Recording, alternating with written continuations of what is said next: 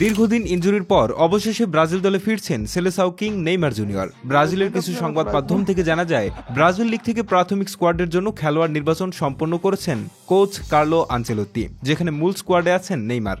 অবশেষে ব্রাজিলের স্কোয়াড ঘোষণার তারিখ জানা গেল। চিলি ও বলিভিয়ার বিপক্ষে বিশ্বকাপ বাছাই পর্বের ম্যাচের জন্য 17 আগস্ট ব্রাজিলের প্রাথমিক দল ও 26 আগস্ট চূড়ান্ত স্কোয়াড ঘোষণা করবেন কোচ কার্লো আনচেলোত্তি। এছাড়াও অক্টোবরে দক্ষিণ কোরিয়া ও জাপানের বিপক্ষে দুটি ফ্রেন্ডলি ম্যাচ খেলার চুক্তি সম্পন্ন করেছে সিবিএফ, যা অনুষ্ঠিত হবে 10 ও 14 অক্টোবর। আসুন একটু দেখে নেই 2026 বিশ্বকাপকে সামনে রেখে কার্লো আনচেলোত্তির অধীনে ব্রাজিলের ডিফেন্স কেমন হতে পারে। বর্তমান সময়ে ব্রাজিলিয়ান ডিফেন্সে লিগ ওয়ানের খেলোয়াড়দের আধিপত্য বেশ লক্ষণীয়। পিএসজিতে মার্কিনিওস ও লুকাস বেরালদোর মতো অভিজ্ঞ ও প্রতিভাবান খেলোয়াড়রা ক্লাবটির রক্ষণের দিক সামলাচ্ছেন, জিতেছেন চ্যাম্পিয়ন্স লিগ সহ ট্রেবল। মার্কিনিওসের ফর্ম কিছুটা ওঠানামা করলেও ক্লাবে নজিরবিহীন নেতৃত্ব দেওয়ার কারণে আশা করা যাচ্ছে মূল দলেও তিনি কেন্দ্রীয় ডিফেন্সের সবচেয়ে বড় ভরসার নাম হবেন।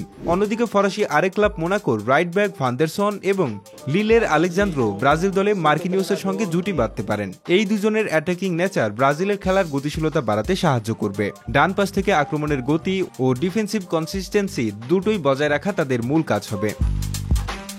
ইন্টার মিলানের কার্লোস আগুস্তোর মধ্যে আধুনিক ফুটবলের প্রয়োজনীয় বৈশিষ্ট্য দেখা যাচ্ছে।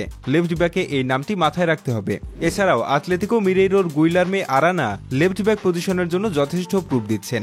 সেন্টার ব্যাকে ব্রাজিলের আরেকটি বিগ নেম হতে পারে আর্সেনালের গ্যাব্রিয়েল মাগালায়েস। গার্নাসদের হয়ে নিয়মিত নিজেকে প্রমাণ করেছেন এই ডিফেন্ডার। তার পায়ের এবং ফিজিক্যালি স্ট্রং হওয়ায় মার্কিনিওসের পর সবচেয়ে এগিয়ে থাকবেন তিনি।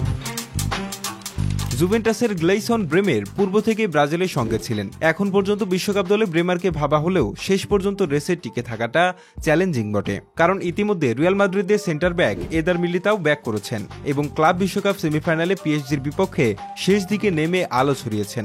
সিজন জুড়ে ইনজুরির কারণে বাইরে থাকায় মিলিতাওর ফর্ম নিয়ে কথা উঠেছিল। এখন মিলিতাও পুরোপুরি ফিট আছেন।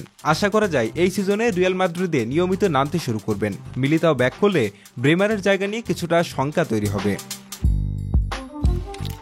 এছাড়া বরুসিয়া ডর্টমুন্ডের ইয়ান কৌতো ও বোতাফোগোর আলেক্স তেলেস স্কোয়াডের ডেপথ বাড়াবে এবং প্রয়োজন অনুযায়ী রোটেশনের সুযোগ পেতে পারেন। কার্লো আনচেলোত্তি যেহেতু ডিফেন্সিভ স্থিতিশীলতাকে গুরুত্ব দেন, তাই এই স্কোয়াডের থেকে তিনি একটি শক্তিশালী, তরুণ ও অভিজ্ঞদের মিশ্রিত ডিফেন্স গড়ে তুলতে পারবেন। তবে সাম্প্রতিক বিশ্বকাপে ব্রাজিলের ডিফেন্সিভ দুর্বলতা তাদের বড় চ্যালেঞ্জ ছিল।